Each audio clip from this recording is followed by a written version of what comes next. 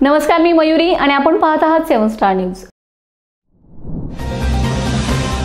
The distillers of Maharashtra Mumbai या संस्थेच्या वार्षिक सर्वसाधारण सभेमध्ये सन 2025 ते 2028 या 3 वर्षाच्या कालावधीसाठी कार्यकारी मंडळावर Udgiri sugar and power limited Bamani पारेचे चेअरमन डॉक्टर राहुलदादा कदम यांची संचालकपदी नियुक्ती करण्यात आली।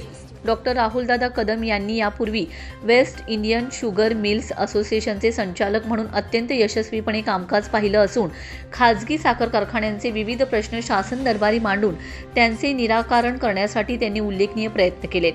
आता दी डिस्टिलर्स ऑफ महाराष्ट्र मुंबई या संस्थेच्या माध्यमातून ते राज्य आणि राष्ट्रीय पातळीवरील शासकीय विभागांशी समन्वय साधून आसवनी उद्योगाच्या विकासासाठी पुढाकार घेणार आहेत। डॉक्टर कदम यांच्या साखर व आसवनी उद्योगातील दूरदृष्टीपूर्ण नेतृत्व, समर्पण आणि सातत्यपूर्ण योगदानाची दखल घेऊन ही नियुक्ती करण्यात आली।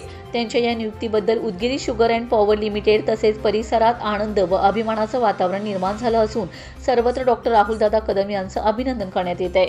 Laxman Patil, 7 star news, Ishwarpur.